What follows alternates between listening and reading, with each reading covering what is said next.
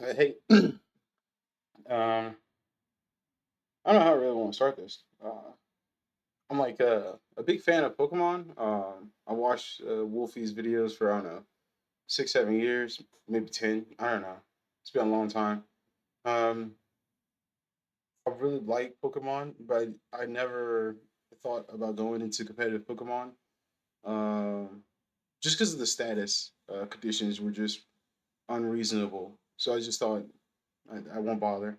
I always enjoyed just the journey with the Pokemon, and then the music and stuff. But I've always watched Wolfie's videos, just vicariously live through him, the competitive scene and stuff. And this is just one of his new videos and stuff he has out. So I wanted to share it with you all. Me watching him and then reacting to it.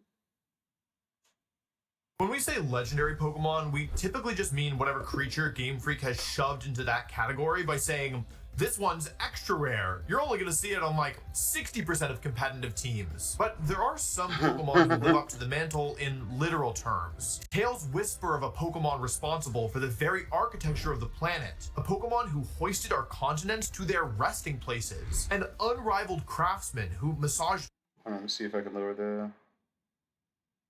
I think it's like up. Nope, still like 360. All right.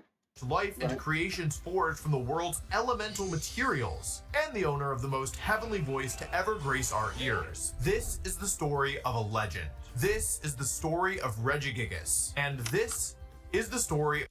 As a kid, I used to know all the cries and stuff like that. Now, if I even bother to play any of those games, I just like I don't even play it. I usually play on like emulators and stuff, not having on multiple speed, and then I'll play like up to date music on my phone and stuff off of Apple Music, so I don't even experience the game the same anymore. I used to miss the cries and know like all of them just by heart. Man, good Of times. the worst legendary Pokemon in the game, and how, after a decade and a half of suffering, See, this is why I didn't do the competitive. Because for me, all the legendaries still kept their like legendary status and stuff. So I didn't care about the competitive. What the competitive scene thought about legendary Pokemon. If they said it was legendary to me.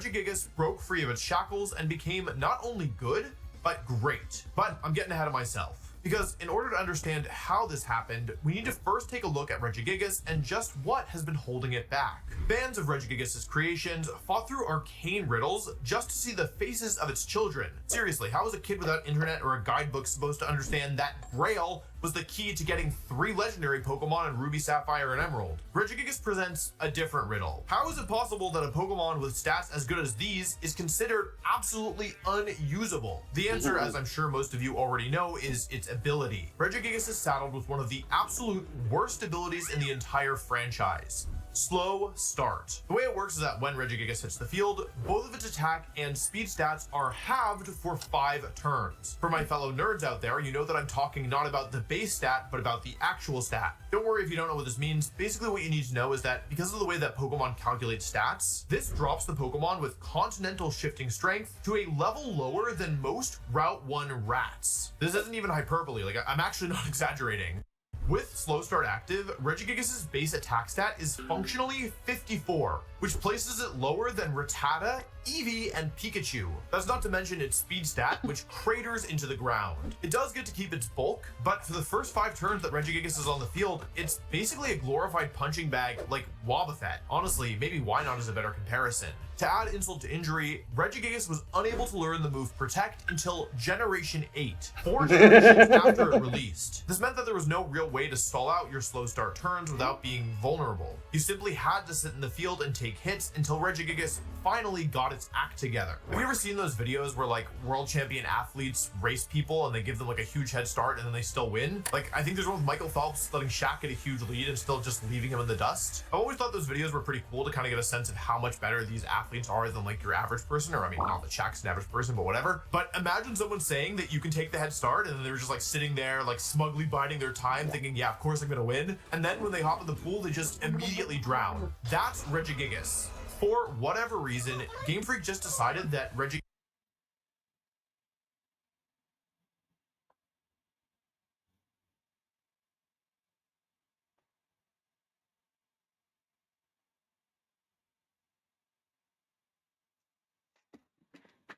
Oops.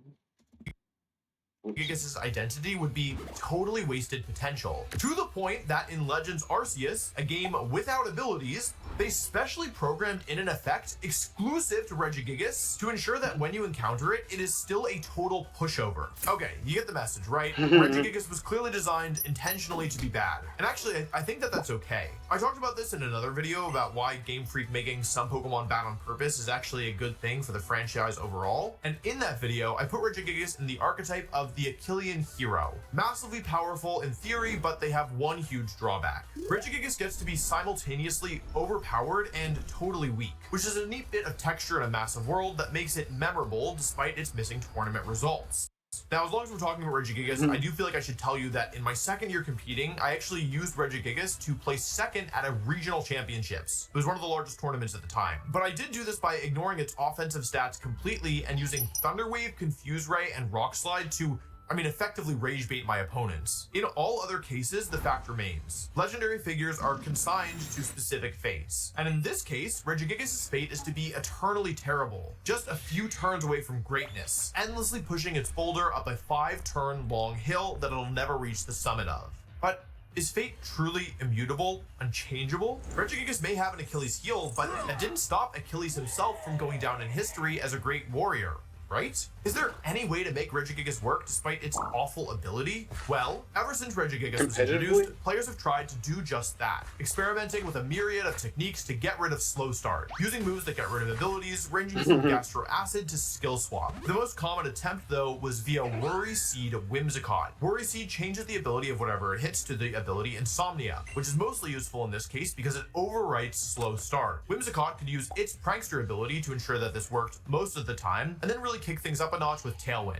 It sounds pretty viable, and yet somehow, all of these attempts over the years to make Regigigas work universally flopped. Why is that? While Tailwind does literally make Regigigas go faster, the problem is that this game plan is just too slow in terms of game momentum.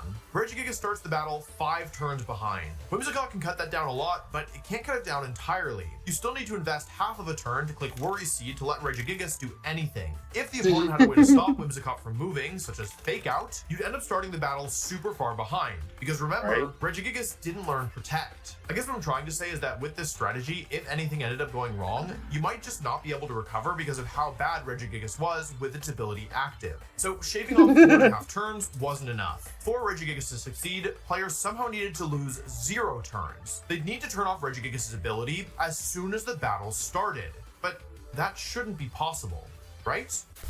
Enemy abilities got you down? Your own abilities got you down? Introducing Weezing's Ability Be Gone. The revolutionary all-in-one ability repellent from the same people who brought you such hits as that wasn't until Galarian. With our patented neutralizing gas technology, you'll never have to worry about anything in your battles again, other than moves, items, types, stats, natures, but hey, not abilities. Side effects may include breathing, stomping, tantrum.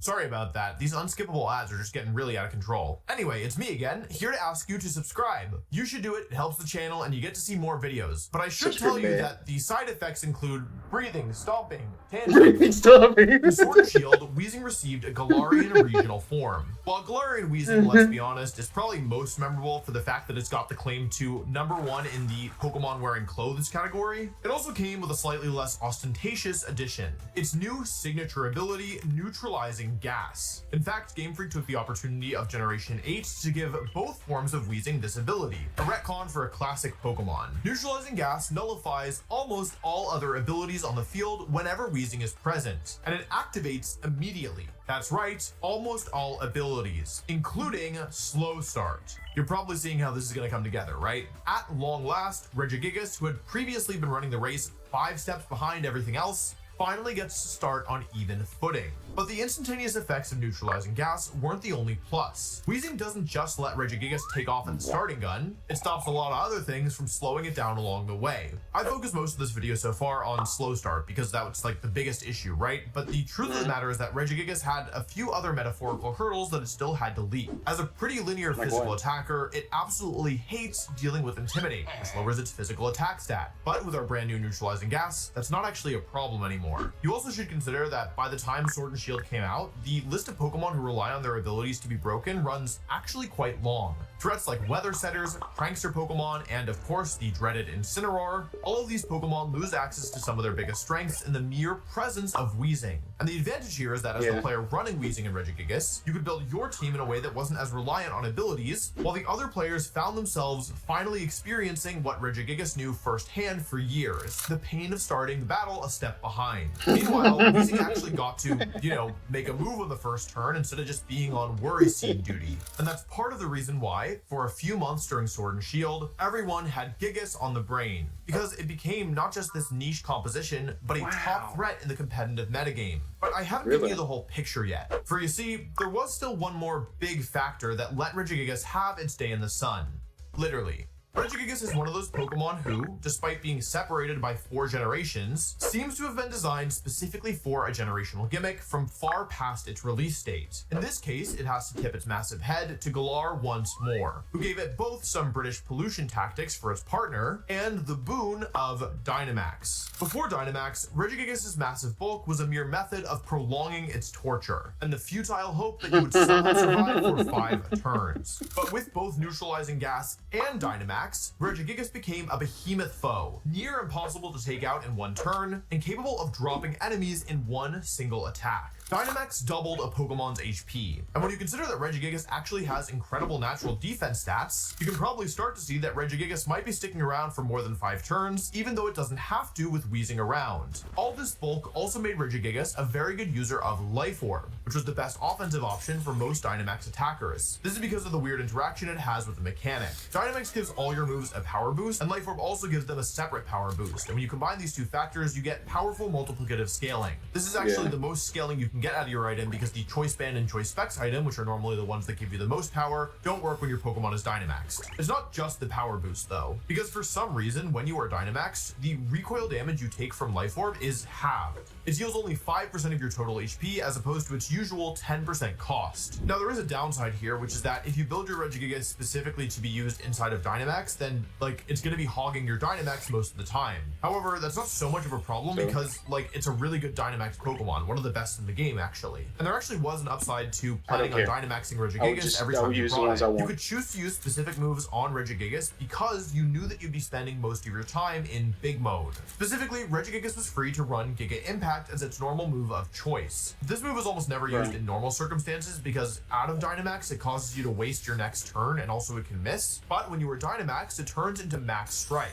and an absurdly powerful version of Max Strike as well that not only has no drawback but also has the secondary effect of dropping both of your opponent's speed stats whenever it hits something. This is a big deal because it not only does absurd damage, but also Regigigas is kind of like at the upper middle end of speed, and so if you drop an opponent's speed stat, you'll probably outspeed them on the following turn. This is especially useful because Regigigas drops the speed stat of the partner Pokemon as well, so even if you KO one Pokemon, you still get the benefit of dropping the other one's speed. It's also worth remembering that Dynamax moves and their secondary effects still work even if you protect against them. They actually still do a quarter of the damage. Normally, if you attack with a max move into protect, you would assume it wouldn't do that much damage, but given how strong Regigigas was, it was often doing half of a Pokemon's health even if they protected. If a Pokemon didn't protect and they didn't resist normal or they weren't Dynamax, they were probably taking a one-way trip to the Shadow Realm when matched up against Max Strike. It wasn't even like Max Strike was Regigigas' only option either. It also has incredible coverage moves, including High Horsepower, Ice Punch, Thunder Punch, even Iron Head and Darkness Lariat saw some play. Most of the time though, you were pretty happy if you were just clicking the big button. Regigigas, once unable to do more damage than Eevee, quickly racked up its own portfolio of MLG montage-ready one-shots. Let me be clear, this was not just a passing fad inspired by the chance to finally make a meme Pokemon actually good. Regigigas was a real threat, something I can tell you firsthand because I played against it in the finals of the Players' Cup 2, which was the biggest tournament of the official circuit when events went online during the pandemic. My opponent teamed Regigigas with 2 of its most common partners in Regieleki and Urshifu Single Strike. Both of them do have great abilities that they like to use, but they can function okay without them.